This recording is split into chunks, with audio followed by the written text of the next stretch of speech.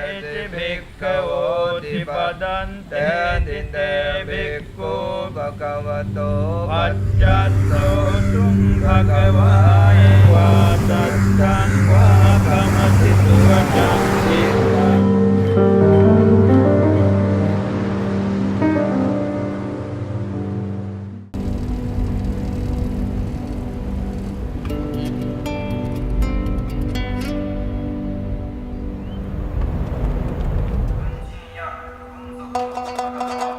武器を持っていないことを確かめるため。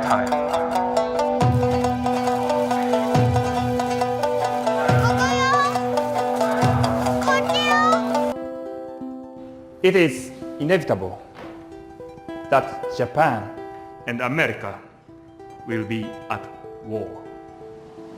It's unpleasant to think of it, but you will have to choose a side. Well, welcome to episode 23 of Cutting It Close with Cliff and Kelsie. Tonight we have Alexander Bocchieri. Did I pronounce it right? Bocchieri. Maybe it is Bocchieri. Oh dear. Super fun to talk to.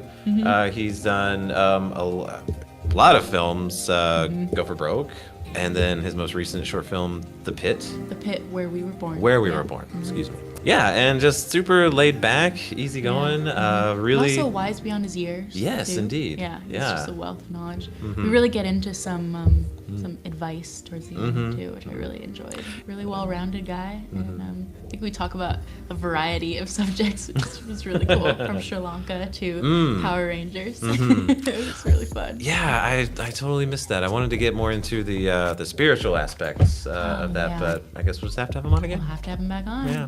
To promote the Yatra. Yes. Spiritualjourney.com. So if you are watching this, we live streamed it again the night that we recorded it, which was January 8th. But whenever you're watching, thank you for watching. Or if you're not watching and you're listening, thank you for listening. Do please follow us on the socials at Cutting It Close Pod. That's on Facebook, Instagram, and Twitter. I believe that's all the same. You can also find us at the website, cuttingitclosepod.com. And Find us on iTunes. Yes, and thank Stitcher, you.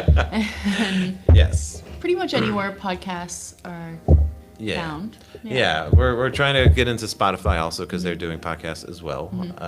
And I think Google Podcasts is the thing we need to get into. I use Podcast Addict. That's my app of choice. It's really good. Okay, that's what I use. Yeah, on the Oh, Android. nice. Yeah. Yeah, rock on. So I guess that's it. Is there anything else we need to add here? I think that's pretty much it. Okay. All right. Well, here's episode 23 with Alex B. 1, 2, 3, 4.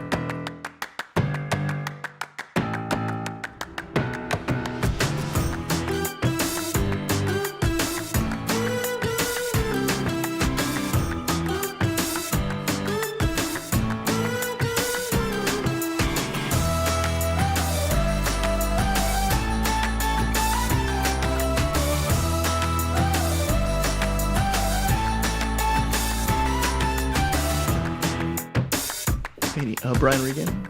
He's a really big comedian. Yeah. I His definitely know who new that is. his new Netflix special.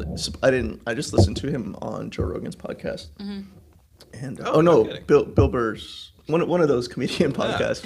And he was saying his new Netflix special is going to be that. It's going to be like stand up, and then it's going to go like skit. Like where the jokes came from. Oh, skit, kind of like Not skit. Portlandia. No? Yeah, I guess, Yeah? but with like his real stand up in between, and just kind of act it out. So and Seinfeld's producing it, so I guess it's all in that same that's gonna be vein. really good. Cool. We are live now. It's working. It is working. Oh, I'm sorry. Don't stop. Don't stop. Yeah, no. Barely in, Kelsie. Did you see Brian Regan when he was here a couple years ago? No, I would have loved to. That was the first time I ever saw stand-up live. Yeah. And it was hilarious. Where was it? At the Republic? Blaisdell. Yeah, he's Whoa, huge. that's Yeah. big. Oh, yeah, Okay, he that's is. big. Yeah. He's kind of a big big deal, Yeah. I guess. But, yeah. Okay. That's pretty cool. Yeah. Very, very cool. So, didn't mean to. Now that we've started, it's all like weird. Mm-hmm. And now We've been that talking I'm- for a little while. And so. I'm the only one that's wearing headphones. I think we're okay as long as we minimize table stuff. Yeah, you can hear that pretty good, and yeah, that's not good. But okay, we'll just go with it. And yeah, Alex, welcome. Thank you for having me. Thank you so much for thank you. being Yeah, here. of course. Yeah. So I really wanted to ask you on because you have your hand in a lot of different things in as far as Hawaii independent filmmaking goes. I want to talk about Sri Lanka. I want to talk about The Pit. And of course, I want to talk about Go for Broke. Thank you. I'm sorry. No. It's in a natural place. Go for Broke was a huge changing point in my upbringing as a independent filmmaker in Hawaii. Thank you for that. That winter break that I had 2 years ago totally changed my life and my outlook on what is possible from just about anyone. 'Cause we're like peers, and you're out there and you're directing this huge, major, big budget film. Thank you for saying that. Yeah. If they don't know what Go for Broke is, it was an independent feature film that I directed, and Kelsie was art director on. And also Set dresser. Set dresser? You don't wanna Alana give Bombino was art director, and Cedric is production designer. You're right. Yeah. Shout out to Alana. She's an expert on The Go bomb. for Broke for sure. Yeah. But I got to direct this movie a couple years ago, and it's about the famous 442nd Regimental Combat Team and the Japanese Americans who fought in World War II, many of whom were from Hawaii. And yeah, it was a long journey, and Hawaii hadn't really produced a film like that. I haven't seen a film that came out of Hawaii on that scale, telling a story in this way. And yeah, we've spent the last year showing it around the country, and it's played overseas as well. And it was just It played in Europe, didn't it? Yeah, so just this past summer, it played in Normandy, France, as part of the D-Day festivities that they That's do every amazing. year. That is Yeah, so cool. and it ended up winning Best Film for the World War II Film Festival in France. Man, I didn't know that. That's Yeah. really cool. Congratulations. Thank Really, you, really thank cool. you. Yeah. It's really cool that I'm very grateful that I was brought on to direct the film, because I didn't write it or produce it. I was contracted as a director. How did that happen? Yeah, so that's Surrender call. it's a long story. So I graduated from University of Hawaii 2012. Okay. And at that time, I didn't really have any clear plans on what I wanted to do. And I know I wanted to direct films, but I didn't have any sort of plan for achieving that goal. And so, I'm very lucky. A friend of mine, Jeremy Snell, asked me to be a camera assistant on a documentary shooting that was done by Department of Education, and my good friend Matthew Nagato was the director. And so I was just I don't know camera the story. assistant This is so on this film called Ola, which came out in Ola, 2012, which is a great documentary about public-private partnerships in the healthcare industry.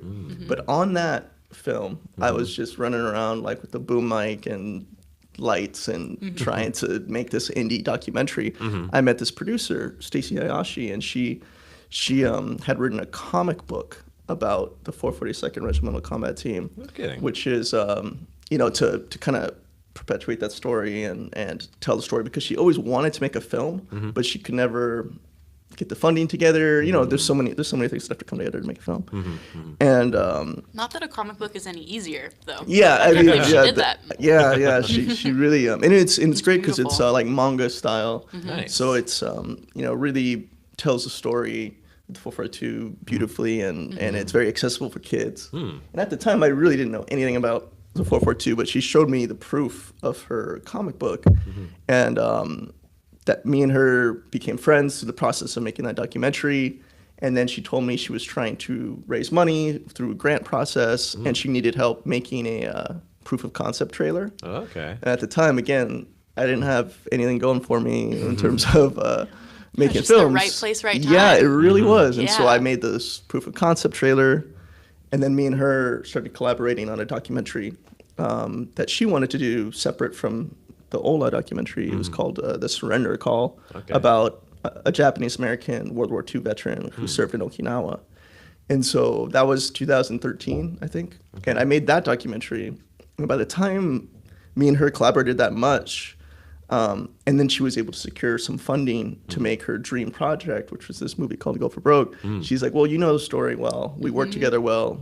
Why don't you just direct the film? And I don't have Japanese ancestry, and I don't have necessarily a familial connection to Go for Broke, but I had met so many of these veterans, and I had recorded their oral histories, and I had made this documentary about World War II veterans and Japanese American veterans. And so I was very invested personally in making sure their story got told properly. And so just through my experience directing a few short films, she asked me to come on and direct this feature film. Wow. And that was, I guess, 2013. So 4 years later, the movie's done. So just, 4 years. Yeah, whatever. Blink of an eye. Yeah, totally. Wow. Surrender Call did really well. Yeah, so that Surrender Call documentary I mentioned about Herbert Yanomura, who's a World War II vet who served in Okinawa. We were able to show it in a bunch of different places. It played at HIF, and it opened a lot of doors for us, for sure. Yeah. Fantastic. Actually, that film played at the Ohina Film Festival, the other local film festival, and that actually was kind of a turning point for Go for Broke, because up until that point, I was bringing all my friends and connections that I had made through the years onto making Go for Broke, but we didn't have too many people in the Hawaii film industry volunteering their time or just like offering, like, hey, I want to help you, because people just didn't know that we were making this Go for Broke movie. But then when Surrender Call played at Ohina, a lot of people saw that, and then I spoke about Go for Broke in the Q&A of Ohina, and from that's how I met my DP. Okay. That's how I got connected to HMI, who Hawaii Media Inc., who ended up bringing a lot of equipment on. So Ohina was really a launching point for the film, and actually that was only a few months before we started shooting, like 2 months before we started shooting. Holy crap. Yeah.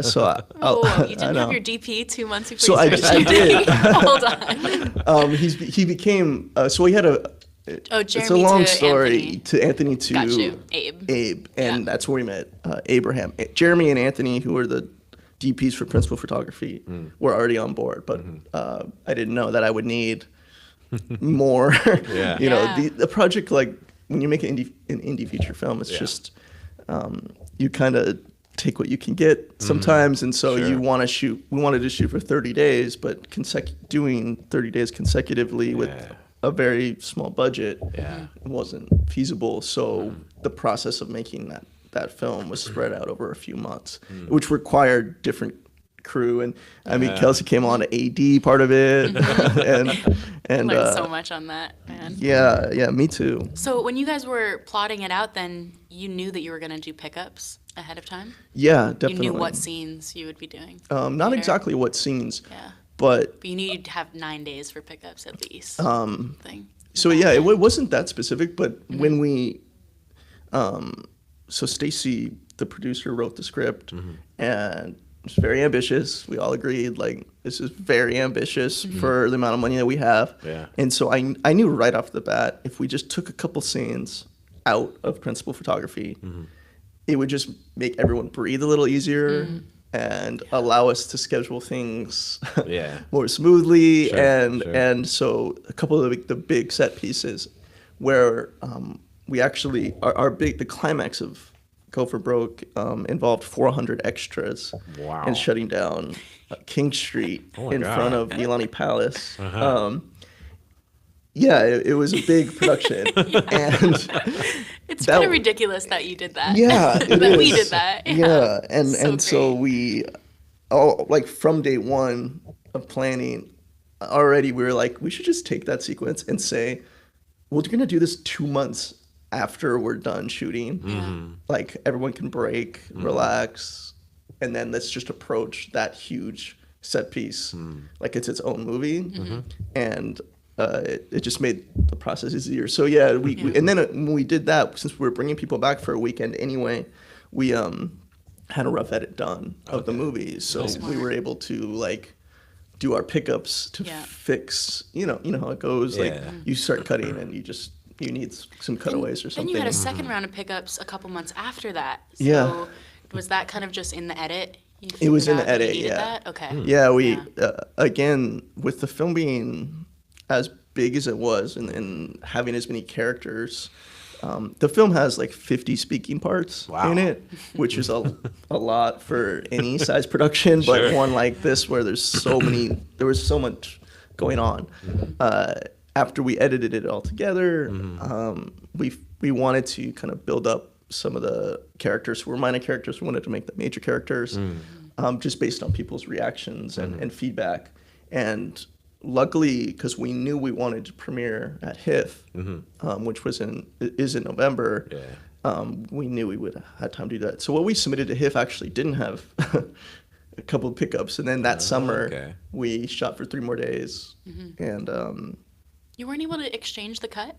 no, we did. You did? Okay, yeah, okay. yeah, Oh, cool. yeah, we did. But just what we had submitted and sent around, wasn't the final. Yeah. It still needed some work, and that's when you have a small budget, you end up doing a lot of things maybe unconventionally, and I end up doing a lot of the busy work and editing and all the and it takes time, and it just you just gotta have some patience and wait for the right time. And Go for Broke is just, to me, when I look at the 3 years that I put into making that movie, so many things just worked out. They just worked themselves out, and I feel super, super lucky. And it's definitely a miracle that movie got made, and not only got made, but came out really good. And I'm very proud of it, and I'm everyone's so proud. thank you. It's so great. And people have responded really well. Actually, we had one of our first. We had a few screenings on the mainland, but the first one on the East Coast in October, I believe. Okay. At Boston Asian American Film Festival. Oh, cool. I love Boston. Yeah, and actually the Go for Broke ended up winning the Audience Choice Award. Nice. In Boston. Yeah. Cool. And it for me, it was very validating because when we made this movie, the story of the film and the film itself, it tells Hawaii's story, but we wanted it to be accessible to people on the mainland, people who don't know anything about Hawaii, never visited, don't know anything about Japanese American culture. Yeah. And so for that audience who never even visited Hawaii before to respond so positively to it and be so engaged, it's hugely validating, and you should be very proud. People really respond positively to the film. So and awesome. So awesome. It really goes beyond, it's not just a reenactment or a documentary thing. People can relate to the characters. And God, I love Chavez so much. His character's so great. And Chad. I miss all those guys. And so that movie, if you want to check it out, is you can actually see it already. It's online. Oh, nice. Video on demand. Yeah. $12. Yeah. Nice. Very good. On goforbrokemovie.com. Okay. Goforbrokemovie.com, and you can see more information about it and where because it's going to be screening in a few places around Hawaii and then on the mainland still. Did I hear it's coming back to the awesome. Blaisdell? Or is that somewhere else? Is that not? I don't know about that. Okay. But I think I saw that online. The screen there once, yeah. Yeah, it's screened at Blaisdell Concert Hall, which was really cool. That was a benefit for the Fuku Foundation. Cool. And that was unbelievable. I think something like 2,000 people came. So Yeah, over the course of a day. And dude. I'm still blown away by the support that the film has received locally, and people coming out every time we've shown it. We showed it at the Cannery for a week. People really respond well and just want to hear the story and share the story, and it's really exciting for me. When I signed up for it, I had no idea that the public would be so hungry for this, but so far they have been, and I'm just very grateful that I was a part of the film. Yeah. Well, so many studios and productions come into Hawaii from California or from wherever, and it makes some stuff, and people can say hey, I know that place. Hey, Godzilla's killing dukes. Yeah. But it's rare, I think, for the population to see something that was locally grown, locally sourced, you know, and produced here that they can look at and say, hey, that's freaking awesome. So I totally agree. And we filmed it all in Hawaii, even though part of it takes place in Wisconsin. No kidding. Some of the military sequences, but we shot it all in Hawaii, a little bit on Maui, mostly on Oahu, and if you watch it, you're bound to see someone you know in it. Sure. Or definitely you're gonna Location, recognize a lot you of the locations. Yeah. You know, we filmed all over the place. cool. Yeah. Rock on. Cool. I still can't believe that we filmed at Iolani Palace. Yeah. It's so hard to get a permit there. And close Yeah, to like King Street. so, like what production company backed it, or was it like your own? Yeah, it's just the producers. Okay. Just something Dean Sensui, who was one of the main producers. It's his production company. He does a great show called Hawaii Goes Fishing, which is on OC 16, nice. I think.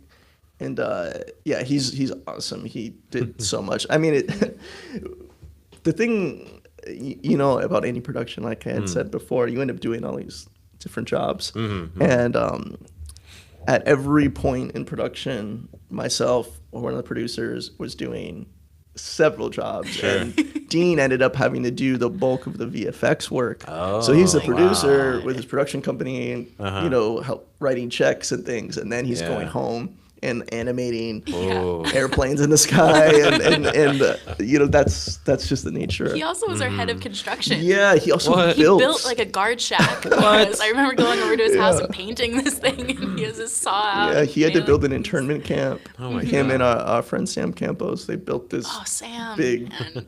like barbed wire internment camp. That's So amazing. Yeah, and all, at the same time being the producer. So Yeah. that just Literally showed producing. like exactly. That's so true. Yeah. Yeah, how you know committed everyone was that was on the team to making sure the movie looked as good as it could, and mostly that it got done. So many of the things start and then don't ever come out. So we were very committed to whatever it took to get this thing done. Yeah. Awesome. And a lull. We'll be back after these messages. Getting things done. Your other project that's kind of been coursing over the years and years is your Sri Lanka documentary on Surya. Yeah. Do you want to tell a little bit about where you are in production on that, or what can you say? No, yeah, I can talk about it. So. Been going back and forth to Sri Lanka now for a couple years, right? Yeah, I spent a lot of time in Sri Lanka, which is a really beautiful country. It's an island in the Indian Ocean. And, I started out in documentary, you could say, because my first big production that I worked on was this Ola documentary that I spoke about earlier. And through that, so I always loved documentary. To this day, I still work on, I'm working on a few documentaries. And I want to make narrative film still, but a few years ago, I got the opportunity to make this documentary in Sri Lanka, and I've been working on it since. So when I worked on Ola for the Department of Education with Matthew, we one of the stories featured in that documentary was about an organic farm in Waianae. And the man who operates and owns and works out of that farm is this really wonderful man, a yogi, you could say, called Surya. And he came to Hawaii some 30-some years ago after leaving Sri Lanka because that country experienced a really brutal civil war that went on for 30-plus years. And the country was really torn apart. And then they reached a peace agreement in 2012. And since that time, Surya has been going back to Sri Lanka, back to where his family is from, where he has land.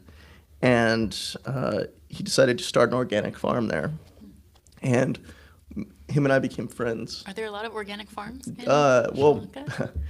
this is kind of a big We're organic. it's kind of a big detour, but Where they come from, it's just called farms. They used to be. That's the thing. It used to be all farms. Yeah. But then with modern times, pesticides have come in, and there's no regulations there, so they just use however much they want, and it's really affected the the strength of the crops there. You know, rice that they used to grow could last 4 or 5 days out, after it's been cooked. Now, maybe after a day, it's already rotten. It's just not resilient anymore because they use so many pesticides. So he's going to go back to traditional ways, and he built a traditional Hindu temple there on his land in northern Sri Lanka. And his village was completely flattened during the Civil War time, bombed indiscriminately for years, and many people was killed. And so, but now, Surya has become such a he's an important member of the Waianae community. He's lived there for so long, and he's very connected with the people there. And his farm, Mauna Farm, is just this beautiful gem of a place on Oahu. And for him now, realizing he's created this thing in Hawaii, I think he wants to bring some of that back to where he's from, and he has the means to do that now where he couldn't before. So that is so I've been traveling back to Sri Lanka over the last 3 years with him, and I'm documenting that process. But on top of that, there's another whole side to this thing in Sri Lanka that I am much closer to finishing, and I think is going to be a little bit more that I'm going to try to show more internationally. This thing about my friend, it's really for Hawaii, and I really want everyone in Hawaii to know the great things that he's doing back home.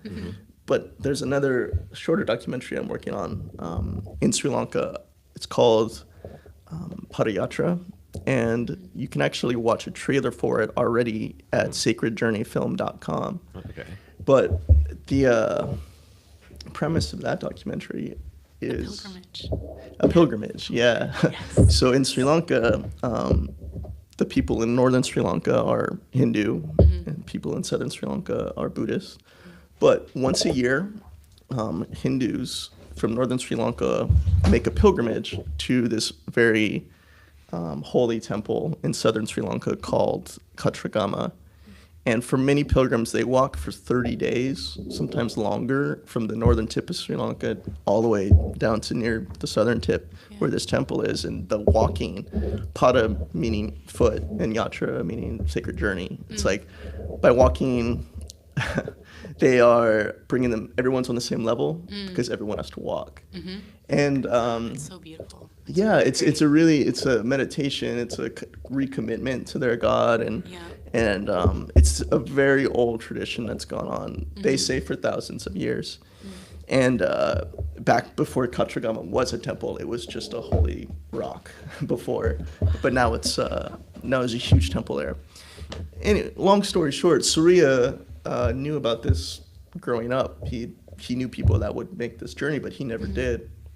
And then 3 years ago, when we went back to Sri Lanka, he decided he wanted to walk it, as a 68-year-old man. God, he's so amazing. And what I discovered, I decided I would walk it with him. Now, there's like I said, it could take you 30 days, but the last week of it is actually off the road, and you're just walking through a jungle, essentially, with like wild elephants and bears and leopards. Jeez. No electricity, well water, or water from streams. And so you kind of have to like get some people together, and you carry all your food, and you have to walk down this dirt trail. And I decided to walk with him and film it, and film all the pilgrims along the way. So I had like 50 pounds of like batteries and like way too much gear the first time. Yeah. And it was so difficult, and I had not backpacked that seriously before. Okay. And it was very hard. Yeah. And so I barely survived, like let alone filmed. Like I think the footage came out terrible the first time. No, the first time. Yeah. So then I was like, I understand what this is now. I get how walking with, because when you're walking, there's thousands of people walking. You're not alone. It's a long line of people, and they're all coming from all over Sri Lanka to recommit themselves to God. So wild. And It's hard to imagine. Yeah. It's But so everyone is crazy. so nice, and everyone shares what they have. And if you need water, they give you water. You need food, they give you food. That's the idea, is that when you're in the wilderness, where you're from, how much money you have, what your passport says, is totally irrelevant because you can't eat it. You're just gonna starve if you don't help each other. And That's amazing. I love the message of that. And so I decided I was gonna go back the next year, bring less less things, but more important things. Certainly. And I went back and we interviewed a ton of pilgrims that were walking and took a lot more footage. And I started editing that together, and I decided this is its own film. We can just talk about how the people of Sri Lanka once a year are able to put everything else aside, recommit themselves to God and to each other. So And that's spiritual. a really cool. important message, I think, for the rest of that country, which still there's a lot of animosity between the two warring sides from the Civil War days. I mean, I met so many kids, people in their teenagers, who remember when the war was happening. Like, it's that recent. Wow. And who remember suicide bombings and all these things that were happening just in this decade. Wow. And I said, you know, the message of this Padayatra could maybe influence some change here in Sri Lanka. And so Sri and I partnered together to interview all these pilgrims. And then I went this past July, which was my third time going, but really second time filming it properly. Okay. And now I think I have enough footage, and I hope to put this documentary out here in the next couple months. Nice. Yeah, I've been it's just sorting. It just, you know, it's like 60 hours of footage. Yeah, and it has to come down to something a little more bite-sized. So just picking and choosing and editing is it's very time-consuming, but it's something I really want to get done by springtime. So in this, as in this current environment of filmmaking, what do you see yourselves doing? Like continuing to do like single story things, or considering we're in the the YouTube era or just online distribution era, but we're all the masters of our own destinies, basically. Have you thought about maybe releasing it in parts on like a YouTube channel, Vimeo channel, whatever? That's really smart. Yeah, maybe. I think, so my producing partner, Matthew, we haven't really talked about a strategy necessarily for release, but I could see that happening once it goes public. We know we want to screen it in its entirety in certain countries, especially where there's a lot of Sri Lankan people who were dispersed during the war. There's a huge community in Canada, very large community in Switzerland, that left as refugees. And I think this film is for them. Yeah, okay. And so that will probably be where it will be shown first. Sure. And then ideally in Sri Lanka too, but that's much more complicated. And then... Are there laws against? No laws, but we don't want to... It's sensitive. It's sensitive. It's so fresh. Yeah. That wartime is so fresh in their minds. Yeah.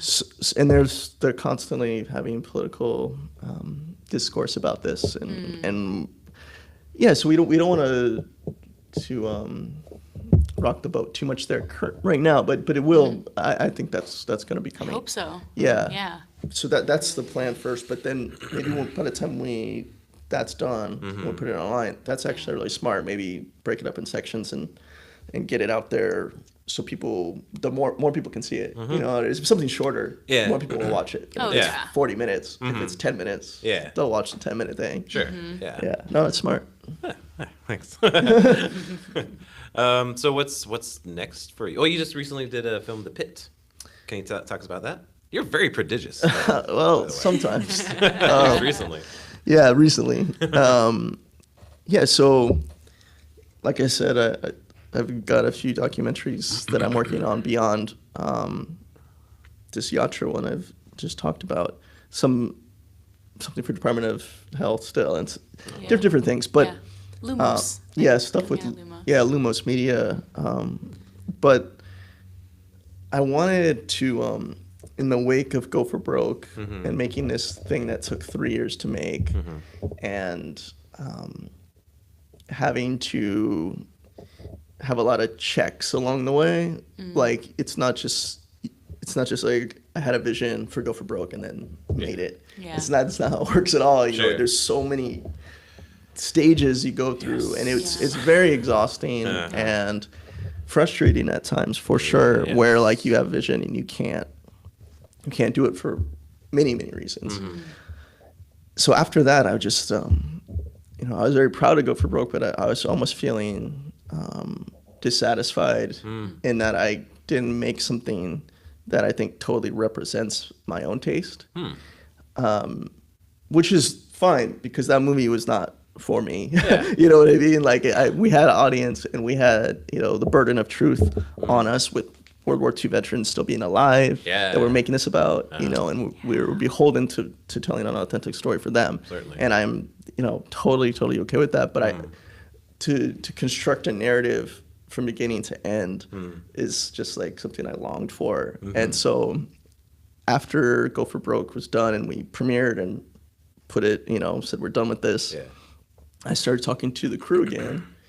And, they really enjoyed working with me. And they said, if you come up with something, that's reasonable to shoot, we'll help you out. Okay. Like if you can do it in a weekend or something. And so I kind of had that in the back of my head. That I have access to the best crew that you can find in Hawaii, really. And,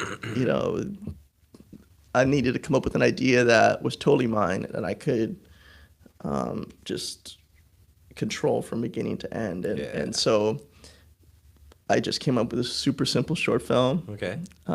Came up with it in like a weekend. Nice. Yeah, and it just kind of came to me like fully realized, and it's called The Pit Where We Were Born. But if you go to lumos.media, you can see an abstract from the film there, and that it was cool. But it's the basic premise of the film, if you're curious, is a man is digging an emu pit in preparation for a big party that he's having for his son, who just got out of prison rehab thing. Okay. But as he's digging the pit, his son shows up a day early, and they're very confused by that. Wow. And the movie is just a conversation between the father and son about, their life and what brought them to this moment. And it's near real time. Okay. So the movie is 10 minutes, and it's 10 minutes of real life. And super simple in terms of the story, which is what I wanted, because Go for Broke was so complicated. One location, big. 2 actors. One location, 2 actors, and what it allowed me to do, though, is work with the DP, Abraham Williams, and completely plan every frame of the film. And it was such a satisfying experience to make this short, because we rehearsed it very, like, the blocking exactly how it was going to be. Then me and Abe went to the location, which was in Waianae, and stood in the location with the camera and just said, this is the movie. This is what it's going to be. Okay. And it was like, it's very freeing in a way when you go to set and you're like, I know what the movie is supposed to look like. And we just have to get there. And you even took it one step further and you rehearsed it with all of us too, which I've never seen done on any set. Yeah, so we did a dry run. Wow. Yeah, we had really cool. Yeah, I don't usually get that luxury. No. Those extra 2 hours. So what I wanted to do as a kind of a challenge for myself and the DP was, we wanted to only shoot with natural light, no lights, and in Hawaii it's very difficult because the sun sets very fast. We're near the equator, and so that's why you see so many things shot in Hawaii that are like really high key and saturated, because the sun is mostly overhead. That's like the bulk of your day. So we wanted to shoot only from like 6 a.m. to 8 a.m. and then from 5 to 7, and that was it. 4 hours. Yeah. And we did that over 2 days, so we had a total of 8 hours to shoot the whole movie. And what we would do is, I filmed like the first morning, we just filmed like a pickup sort of title shot, card shot, and with no actors. But then we had everyone come at like 10 a.m. And we shot the whole thing on a techno crane so that the camera would be very controlled. Nice. And we just, Right? No, great. yeah, we just ran through the whole thing. Like, because the movie, again, is 2 characters, 1 location. That's the whole movie. So the actors were amazing. Is it one take? No, but Okay. but we rehearsed it as 1 take. Nice. We rehearsed it like it was a play. Yeah. And they would just do the whole action of the whole movie, and they could do the whole movie in 10 minutes. Yeah. So they just did the whole movie for us Yeah. over and over. And then we had Martin Morgan, who's an amazing camera operator, and Ryan Descharlet was a crane operator, and a lot of support from Hawaii Media Inc. And we just had all the guys there, and Keoki Smith, was gaffer, and we just ran through the whole movie until everyone was really comfortable with it. Nice. Then we just waited until the sun got right where we wanted it to be. And we just said action, 2 takes per setup. I think it was a total of 6 setups for the whole movie. Nice. And Simple. it was awesome. I'm very, very proud of it, and I hope that we find a premiere for it sometime soon. It's finished too, which was nice because I edited it myself. Ah, yeah. And when you do something like that, the editing does not. I edited it in like a day Yeah. because it's already these here. are the best Yeah. takes. Yeah. This is where the lighting was, because we had to deal with, of course, weather, rain.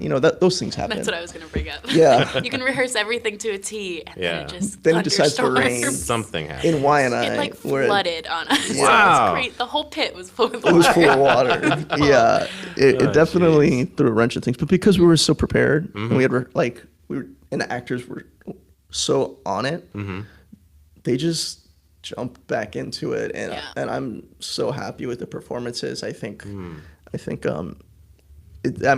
it's the best thing I've made, and I haven't.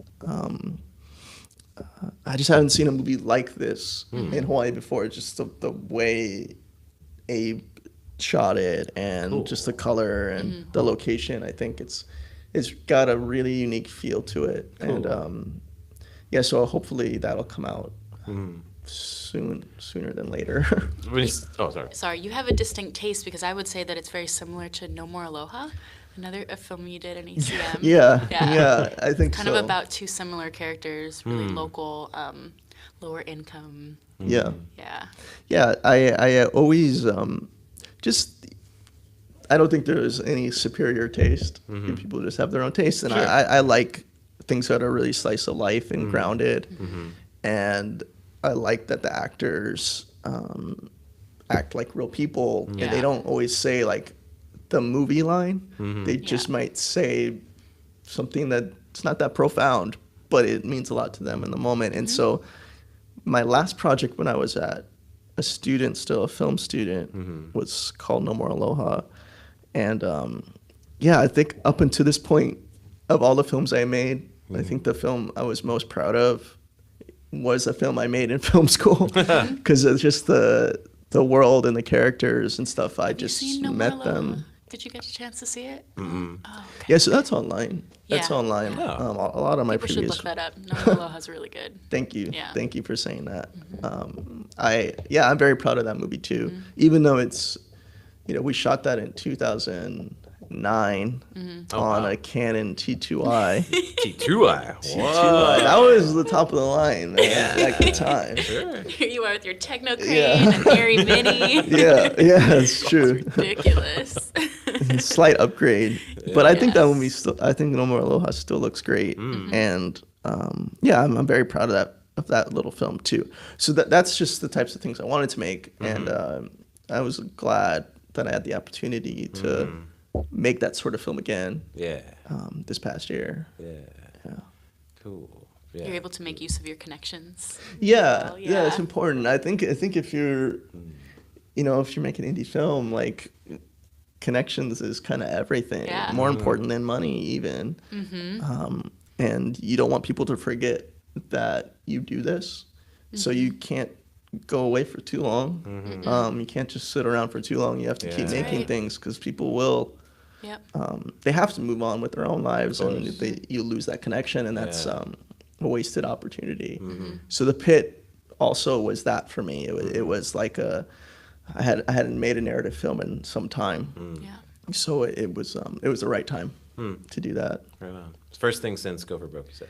First, no, Narrative. I made a PSA Oh, right. before that. Yeah. Which you could consider a narrative. Yeah, it is. Definitely It's is. totally Yeah. a narrative. Yeah. I had made a PSA for University of Hilo about dating violence that Kelsie produced. Oh, wow. And with our friends as actors, but it was a script, and you know, It's really good. It's, yeah, I yeah. It's love called it. Two Kinds of Love. Again, if you go on lumos.media, you can see some stills and stuff from that, some information about that thing. I'm proud of that too.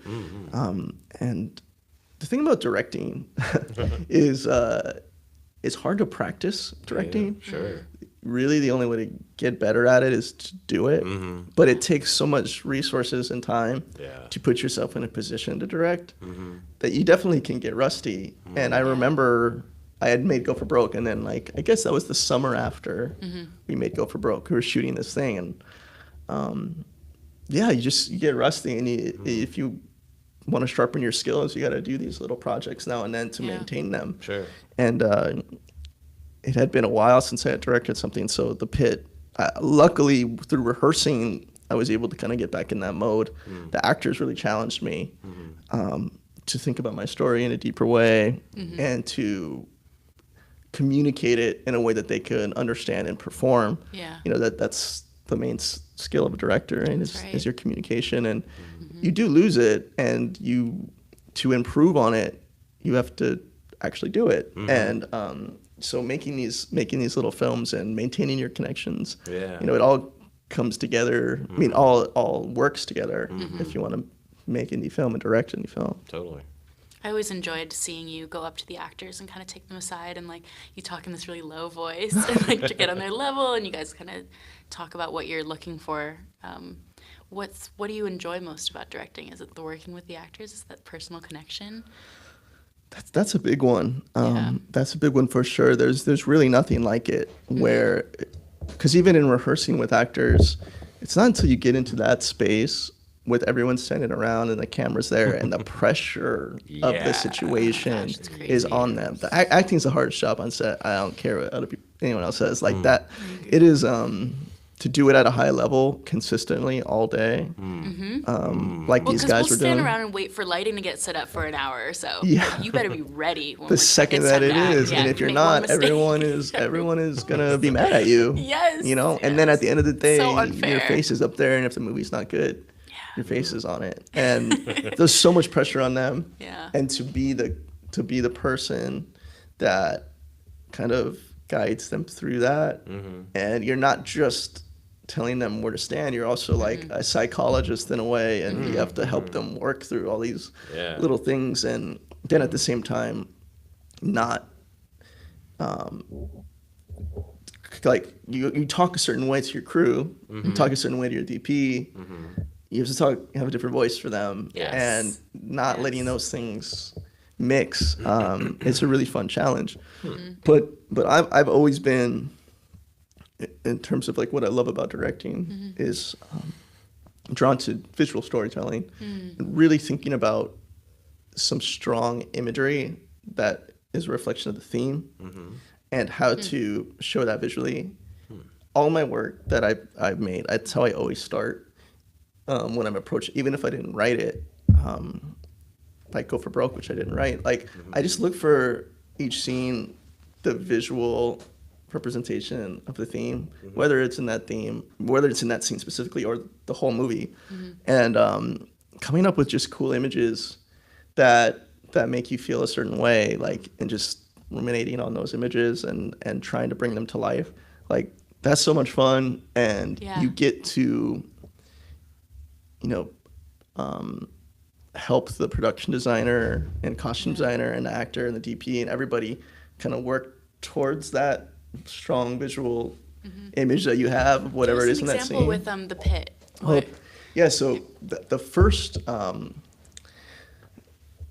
so what I loved about the imagery of an emu pit, if you don't know Yeah. what that is, it's Yeah. the whole, The pit's definitely a symbol of of what they're going through. Yeah. But the it's a big hole in the ground, Yeah. you know, and it's like 3 feet or 2 feet deep, and there's all these lava rocks around, and when the time comes, they're gonna put the rocks in a fire and get them hot and put them in the hole, and then put the banana leaves and the pig inside there.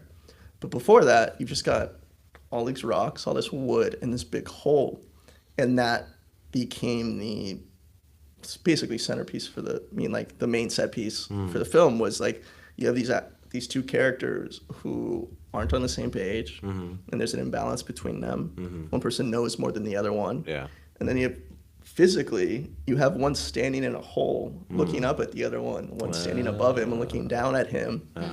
And I got to really use the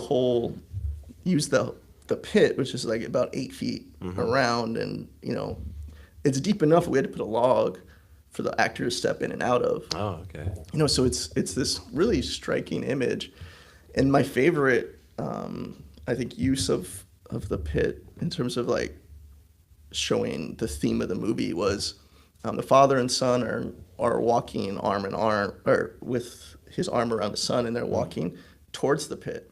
But you don't see it, you're in front of them as they're walking towards it. And I had this idea with the DP to put a bridge.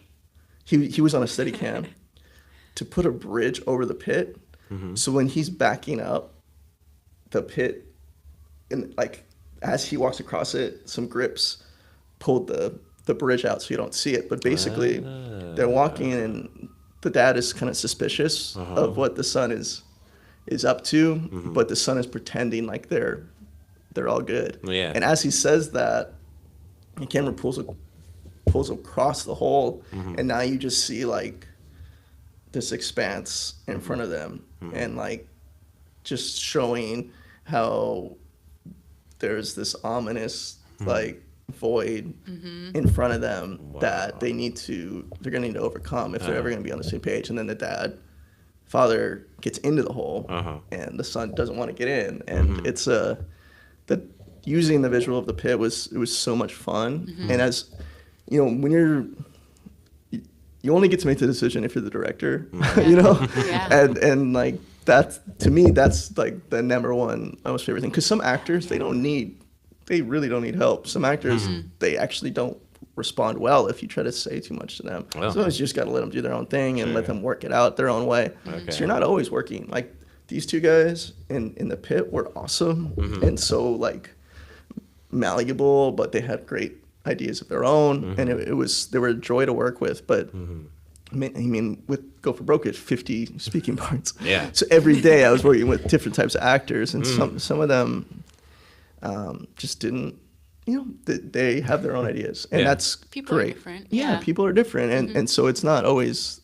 But with creating the visuals, as long as you have a great collaborative relationship with your DP, you're going to be able to come up with some really novel things, and put feelings out there and into the audience, that they might not even consciously realize that they feel a certain way, but you've just created an image in the sound that makes them feel a certain way, and it's just so much fun, and that's what I love about it. We got rained out on the pit, and you guys decided to go back for a last shot, like a weekend or so later.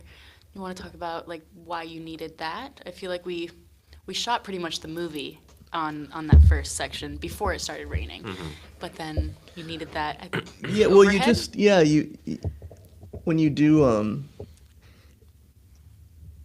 we just didn't schedule in any time for rain. Normally you would want a backup day, and we just this was self-financed, the short film, so we were just gonna roll the dice. And I always want like when you actually storyboard out the whole movie, you can't help it. You become attached to certain shots. Yeah. You just do. Go for Broke, we didn't do storyboards. We just did shot lists. Okay. Just because how things were changing so quick, but it made it great on the day because you weren't beholden to anything necessarily. Okay. You could just approach the scene freshly and use how everyone was interacting, and then like DPs, all of them were great, and we could just go on instinct. Basically, we did the whole movie on instinct, with this, like, I just became attached to certain shots. But if you don't schedule for God, Yeah. you just have to bite the bullet and write the check and come back and bring everybody back for the shot. And it was just a shot that I really loved, and I think it represented the relationship that I wanted to portray in the film. And it'll be very clear what the shot is once people see the film, which hopefully this year. Awesome. Yeah. Awesome. One thing I struggle with in my couple attempts as a director is you're talking about thematic elements and representing ideas through visuals and such. That's something I've always struggled with, because I'm more of a what you see is what you get kind of person, and just very straightforward. If something says a certain thing, then that's what it is, and it just blows me away when you can do that metaphorically or through symbology or that kind of thing. Do you have any advice or recommendation for people like me who's kind of stuck in like the material world and has a harder time getting into the more, I relate to that. I think I'm stuck in that too. I find it hard. Well, I think the first thing is I don't know, like, if you're worried, because I'm sure you can come up with great metaphors. I'm sure you can, but you might be thinking, well, people aren't going to get it. So like, I want to make sure they completely understand everything that's happening. And I think at some point you have to make peace with the idea that some people aren't going to, they're just not going to get it. So the opening shot of the pit is a shot of a completed emu. So it's like a mound of dirt, and there's like steam coming out of it. And that's the opening shot. Okay. And for me, that means something. And hopefully by the end of the movie, it'll mean something. But I fully recognize, for some people, it might not mean anything. And how much of it is intentional and how much of it just happens? When is the river just a river kind of thing? Or, when people see something and, it's their own experiences that they bring to it. Yeah. They derive a meaning that you're like, it's a river. I don't know. That happens all the time. Yeah. That happens all the time. That happened a bunch of times. I've shown the pit to different collaborators, and they've definitely pointed things out that I did not intend. And I'm just like, oh yeah. That's totally reading into it. Sure. But you have to bring a certain foundation of meaning to it, because it has to mean something to you when you make it. Sure, yeah. It has to. Otherwise, everyone's going to be confused. Yeah. Or just like, if you're holding on to something and it doesn't actually mean anything, you probably shouldn't be holding on to it that strongly. You should be flexible with it. Yeah. So, in that way, if you start by just making sure that it makes sense to you and you like it, that's kind of barometer that I work at. Yeah. But then I just watch a lot of movies. Yeah. And I just watch a lot of movies, and I watch movies that I don't understand, and then I go online and I read about them, and I like emotionally I was there with the movie, and like it was really cool, or it made me feel a certain way even though I maybe intellectually didn't get it. And you just develop that voice that way and experiment.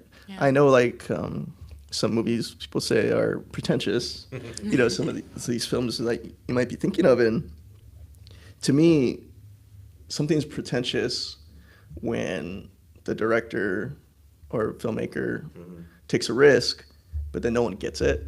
But if you take a big risk and everyone was like, oh man, that's cool, then it's like not pretentious anymore. But if no one gets it, so you just have to like make peace with the fact that some people just might think you're pretentious. And but that being said, just being literal is like fine. It's like totally, there's nothing wrong with that. There's like, there's not, I don't think, I mean, Go for Broke, like, I think there's the feeling of, like, I'm trying to say something else with visuals than what you might be hearing from the actors, whether it's just the way the camera's moving, or how it's really far away when they're talking, or just like, I'm trying to evoke some sort of feeling that mirrors what these characters are going through.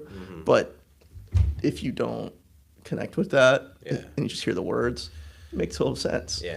And so Yeah. in that way, it's not just a pure metaphor. Right. You know? Right. Yeah, I think regardless of, I don't know, you can tell when the filmmaker's heart is in something, or then the artist's heart is into anything that they make, and when they're just half-assing it. I agree. Yeah. I agree. So you were talking about figuring out a premiere for The Pit. Like, what does that mean to you? Like festival premiere or Yeah. Okay. I'd like to. I'd like to put it in some festivals, especially just for the people who donated their time or worked for scale rate of Yeah. the normal rate. I'd like them to get some recognition. Sure. But then after it does that, I'm sure I'll just put it on the internet. Okay. This wasn't, this was self-financed, so I'm just, with your short film, I think the best thing you can do is just get it in front of as many eyes as you possibly can. And if you think about how many people actually see your film at a film festival, Yeah.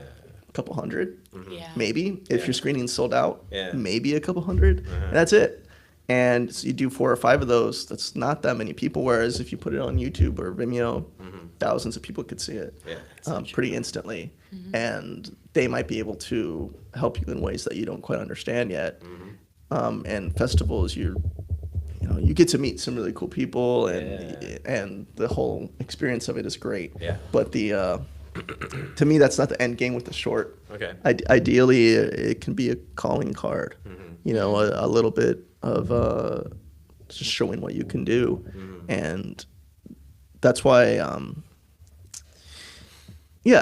not as concerned about getting into a bunch of festivals as much as I'd like just people to see it. And actually, the subject of the film deals a lot with addiction and self-destructive behaviors and how you deal with family that might be struggling with these issues. And so I'm actually looking for a partner at the state, maybe through one of these nonprofit organizations that I've worked with in the past.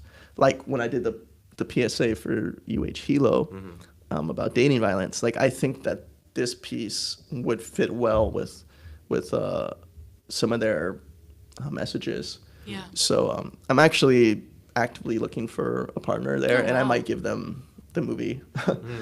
Yeah, Cool. that would be It's got cool. swear words in it. I mean, That's not a problem. I yeah, guess. no, the PSA has Oh, that's true. Huh. swear words and sexual content in sex, it, yeah. so it'd be fine. Yeah, Yeah, yeah. It just depends on the partner. It depends on who wants to take it. Oh, that's a really very- unique direction to take. Yeah. That'd be really cool.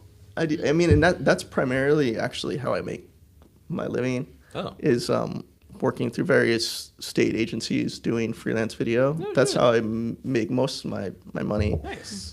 Doing some internal videos and a lot of like character pieces about different people living with hepatitis or people living with HIV, or like do a lot of their internal videos, or people who professors who've gotten state grants to do certain types of studies. Like they'll want a Nice. video about what they're doing so that they can show it sometimes just internally, Right. but sometimes on the internet. Yeah. And I've done a bunch of work like that. Nice. And so what's great about that work is I learn so much about these different subjects Yeah. and meet really interesting characters. And Yeah. so that's kind of the Pit kind of came out of, like the characters in it came out of that work I've done for the state. Wow. That's awesome. Interesting. Just the way they act and some of the things they say. Yeah. Yes. And so that's why my mind automatically went towards finding a partner through one of these organizations that I've done work for, to see if they want to use the film for their Yeah. their curriculum or something. Yeah. Makes a lot of sense. And that's a great attitude too, because I feel like a lot of people who want to get into filmmaking or any kind of dream job, they feel like they're wasting their time in doing stuff that's not that. I mean, like for the first several years of my life post college, the first time when I graduated in 2002, I spent a lot of time just kind of going from retail job to retail job or customer service jobs and that kind of thing. But what you're doing when, I mean, even though you're not making your own films, you're still making films, and you're getting story material, and you can, it's experiencing life that gives you more stuff to work with.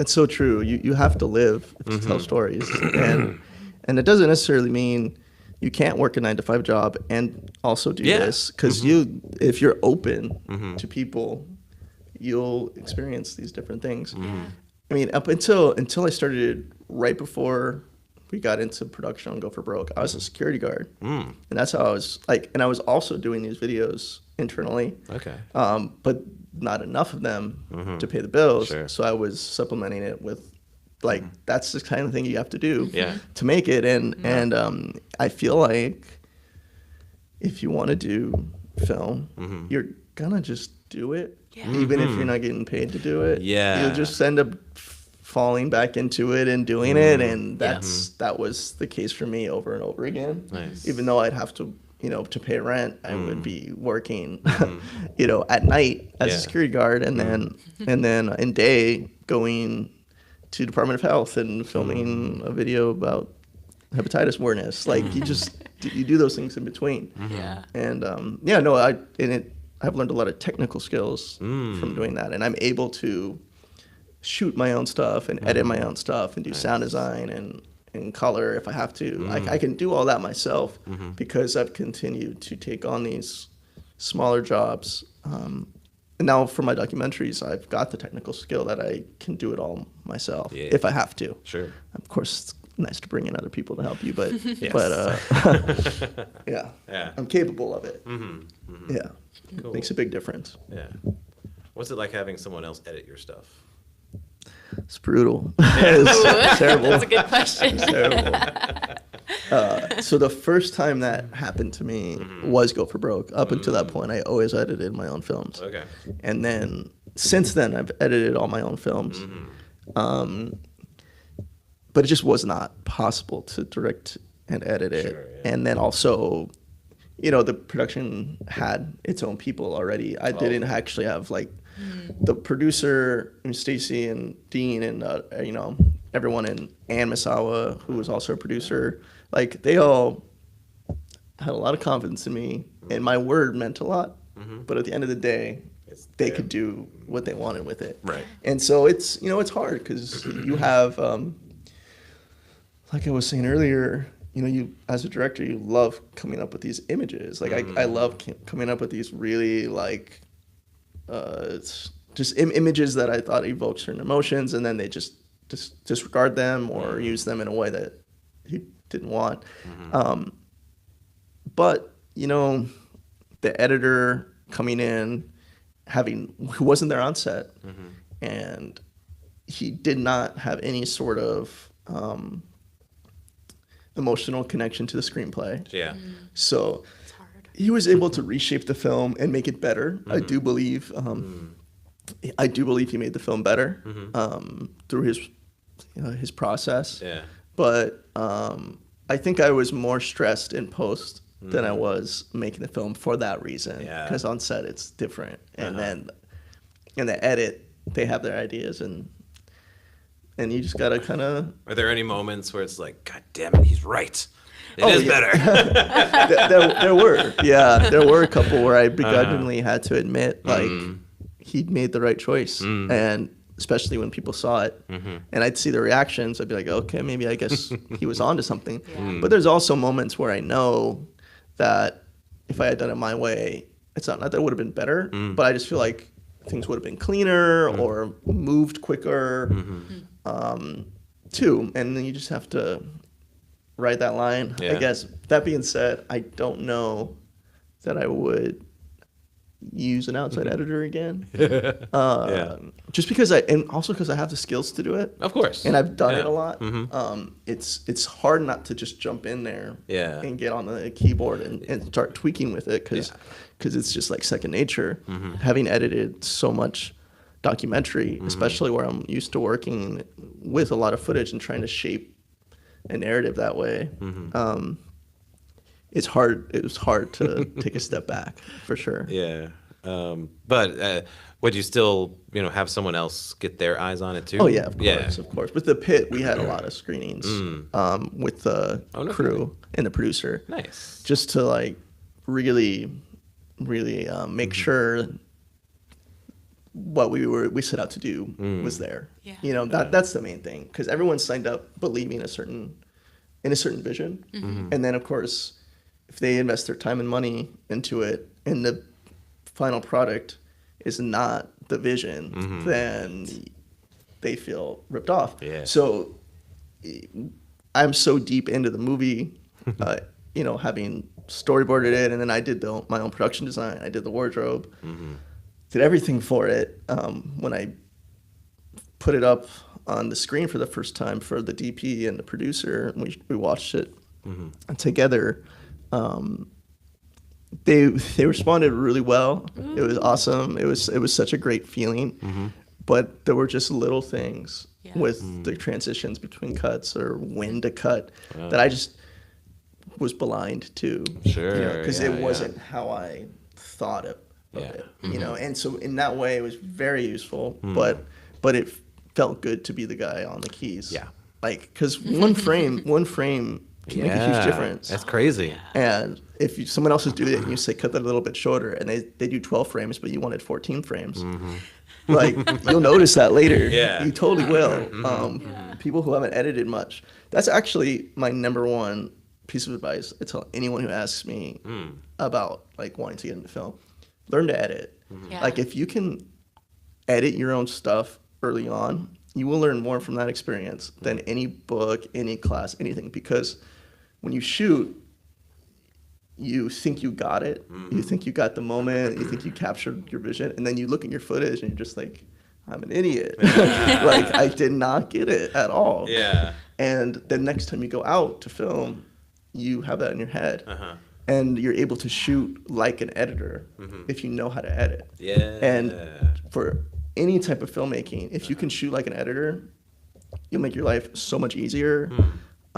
Because like on the day it rains, like when we're shooting the pit, it pours rain. Yeah. We have to make a couple cuts of shots. We ended up reshooting one of the shots, but two of the shots we just did not.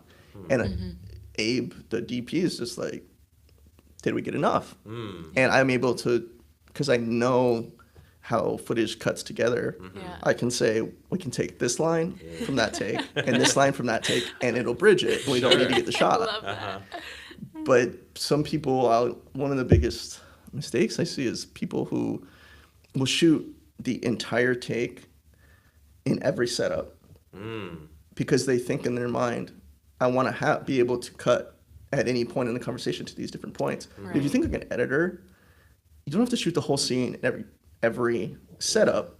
You're like, only shoot what you're going to actually use. You know? I did that in Return to Life, and no, I don't take any umbrage, but I agree, because it was a pain in the ass to cut, kind of to shoot too. But I with my experience at that point, I felt like it was advantageous in that the actors got more familiar with it with each setup and each take. Were you able to rehearse much beforehand? No. Yeah, so that would have helped then for sure, because you're basically shooting the rehearsal in a way. Yeah. Yeah, so that makes sense. And of course, I look at it now, and there's like a million different things I would do differently. But that was my experience. But I agree with you also. Because in Go for Broke, we had a crazy schedule every day. We were doing like 20 setups a day, which is a lot. And it was funny, the first AD, Dice, like the first day of production, he saw the shot list and it was like 19 or 20 setups, and he's just like, no way this happens. And we made it the first day. We totally made it. And from then on, we were like really tight, and he got my style, because these scenes were like, Go for Broke is a lot of dialogue. It's a lot of human interaction and like slow, long scenes, these long dialogue scenes. And if someone flubs, like I would just see this on some sets where like they flub a part of it. It's like, oh, it's cut, start over. and it takes a long time, and you end up doing a many takes. But when you edit your own stuff and you have a real feel for it, you can just see like, no, I can use that beginning part. Let's just move on, because I know in this wide, I'm only gonna use the beginning. Yeah. Because I'm not gonna. Why would I be in the wide in the middle of the scene? That makes no sense. So just let's move on. Yeah. And you save so much time. So Yeah. what about? Oh, sorry. No, I'm just agreeing. What about coverage? Because when I initially approached, like the only 2 projects I've done, I had in mind pretty much this mentality, but to the extent or extreme that I was opposed to coverage. But then in the edit, I found like, ooh, I'm glad we got that. So yeah, how do you balance that then? Like, coverage versus what you're going to use. Yeah, it just depends on the scene. It really depends on the scene, because there are some of these scenes where it's like 3 people talking and they're all bouncing back and forth. Then I'm like, okay, I don't know where it's going to need to cut, because every take they're doing it slightly differently, but then there's a lot of words. So I can think of a couple of instances in Go for Broke where there's like groups of people talking, like a big group, and it's bouncing back and forth. And sometimes you want a reaction shot. You don't always want that person talking, right? So we decided for that scene, we're going to do 2 cameras. We're going to do a wide and a medium. We're just going to do the whole scene of everybody. Yeah. And then it allowed us to tighten up the conversation, because the lines can now overlap. Yeah. But if we had just done the take of the people talking, you couldn't overlap that way, because their mouths wouldn't line up, right? So in that instance, it was coverage. But then there's like a couple scenes that are, I knew I was going to use the camera move in its entirety. And so for that, very easy, like I'm not going to get a close up because I don't want the option. I want that swing around shot. So we're only doing that, and that's it. Okay. And the pit was a little different because it was only 2 characters in 1 location and 1 scene. So and it's short enough that you can analyze it line by line. And so we knew where the cuts were going to be, more or less. For the actors, like we would let them go a little longer, but really we kind of knew where the cuts would be, so we just filmed that much. And then in the pit we were doing this sunset thing. Yeah. So we were so limited by time. Yeah. We didn't even have the option to run a whole, because some of the scenes were a lot of talking. Okay. To run the whole thing, which would be like 4 minutes. Sure. Let's just do the first minute and then move on and do the second minute. And it made a big difference. And that's a skill you pick up by editing a lot of your own stuff. Okay. Even if if someone else is going to edit it for you, just take it on your own and also edit it, just for like a learning experience. I learned more as a director editing than I did any other part of the process. Just seeing where I called cut too soon, or just like where I thought like I said, where you think you have the moment, you think you captured the performance of the century, and then you weren't really paying attention to them. And you don't get that like tactile experience of holding what you've shot unless you edit and you really feel like I got it or not. Right. And I feel like most of the time I've not got it, like almost everything I've made. And but that's the only way to get better, right? That's right. Yeah.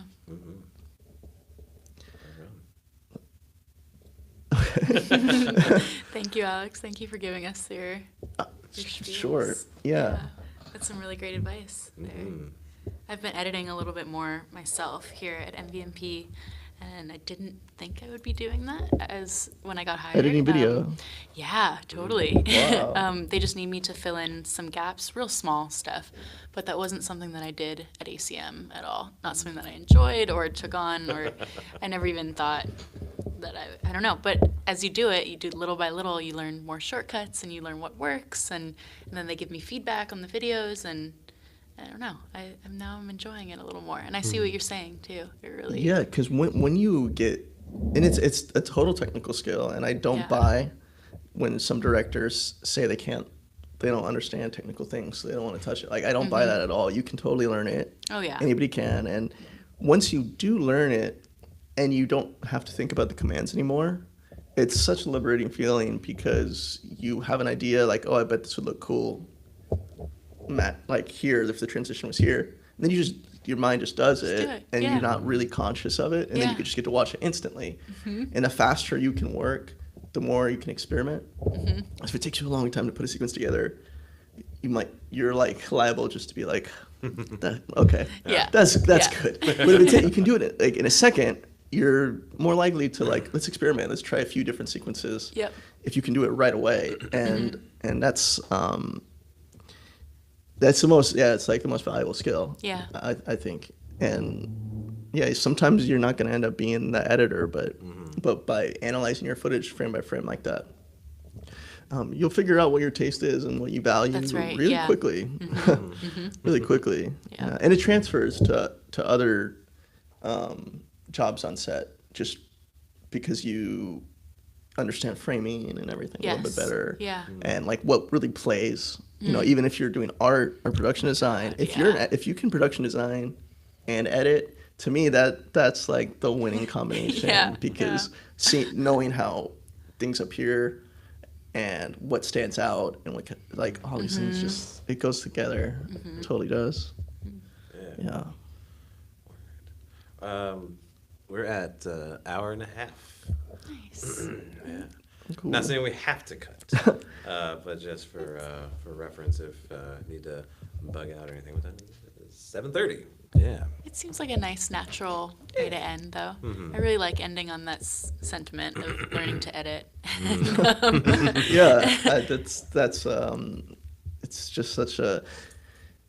I think as any filmmaker, though, you need to learn how to do everything. Yes. For sure. Editing's the most valuable and actually cheapest to learn because you can just do it by yourself. You can YouTube anything. You can YouTube anything. Oh my gosh, and it's just building blocks. You're just taking this and putting it with this and chopping. It's very visual. Yeah, and then once you learn the technical side of it, you'll get a feel for the story side of it and the performance and tone and making sure the visuals reflection of the theme, and you can do all that and have the pace of things and just by doing it a lot. So. Great. That's what I suggest. Yes, definitely. Oh, something I wanted to bring up with you. One more thing. So at ACM, there's this photo of you with these kids dressed as Power Rangers. Did you do a short film about Power Rangers? I did. Yeah. The final thing I made when I was in film school. Wait, it wasn't No More Aloha. So that was a 399. Okay. Which I didn't end up finishing until after I was done. I did it in a spring semester. I graduated in a fall semester. It took me a while to get No More Aloha done, right? Yeah.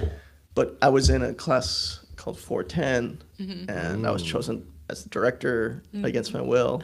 And I had written this. I was just a really silly. So I had just made No More Aloha, and it was so it's kind of heavy. It's so serious. Yeah, and it's very serious and very. And Alex kind of has that reputation too. Just it's really heavy. Kind of angsty. Yes. So a photo of you with these colorful costumes, very like they're homemade. Very film school. Yeah, I needed to just break out of that. That swipe of the hair. Yeah, I was wearing a Power Rangers shirt, I think, too. Oh, it's so perfect. Which I tried to wear. No, it was so much fun. It was a comedy about. That you wrote? You wrote it? I wrote it. Yeah, I wrote it, directed it. It's called Ion Ninjas. I created an entire lore, opening TV, because it would intercut an episode of Ion Ninjas, which I shot in 4x3 on DV tape. Nice. So it would look kind of. Yeah. And we made my editor Brent Morita had some After Effects skills. Okay. Which in 2011, come on, not everyone was doing that. So we had a giant monster fight sequence, just like Power Rangers, but it was about a retired Power Ranger who was people who work, and he owns a boxing gym. And people who work at the gym, he's depressed and he's gonna retire and close the gym down, but they all work there. And they discover that he was a Power Ranger, and so they decide they're gonna dress up putties essentially. Yeah. And they're gonna attack him. Okay. And try to and then they do and then he like has a weird flashback and then actually beats them all up. Oh, jeez. And that's what the movie's about. It's so silly, but it was so much. It was so much fun to make. Yeah. It does not exist. Don't ask me for Oh, come on. Is it on it. No, YouTube? it's not. But I'm sure someone at ACM can track great. it down for you. So was there like a monster fight with 2 figurines? No, we did it on a Action green figures? screen actually. Nice. We went all out, and Dude. it took. We shot it in Kaka'ako, like looking towards the skyline, which. Weirdly enough, if you look at it now, it probably looks completely different. Yeah, 'Cause none of these probably. high rises were there at the Yeah. time. It was just you could see all the way to the mountain. So, yeah, that was that's a throwback. Whoa, Yeah. yeah. Nice. Wow. You got to start somewhere. You know, you Yeah. gotta make. I think you have to make a ton of bad movies before you make a good movie, and you got to just get them out of the way. And that was such a great learning experience. And the crew had like so much. We had so much fun. We became so tight during that production, even though the movie is. It might be your best film. Though. Oh, You gotta get it God. out there. Let people watch it. This 90s, early 2000s nostalgia is really hip right You're now. right. So You're I right. think, Maybe I'll revisit it. think I'll we're do ready for a that. director's cut maybe and put it out there. yes, love it. All right. Thank Thank you. you. Alex. Yeah. Thank you. This is so fun. Yeah. You mentioned Lumos.media. Where else can we Yeah, find and you can go to abocchieri.com, which is A in my last name, so ABOCCHIERI, and .com, and that's where you can see No More Aloha, and there's links to my other films and To Go for Broke. There's links to Go for Broke there. Nice. And yeah, and the upcoming documentaries about Sri Lanka and stuff, they're on there as well. Are you on the social medias also? Yeah, also at Bocchieri on Instagram. Oh, perfect. Yeah, that's the only one I use. Okay. Yeah, it's Yeah. becoming the yeah. It's like the only ones. Yeah, the only important one. You don't have a Twitter? Come on, man. I do, but I probably haven't posted since 2011 or something. The whole state of so- Hawaii is like Yeah, I feel like it's just Instagram, so Cool. Right. Well, Thank you. Thank you very much, and thank you for joining us on the live stream, and whoever did, and we'll look at it now at some point. So, yeah. All right. Thanks, brother. Hey, thank you, Alex. Yeah.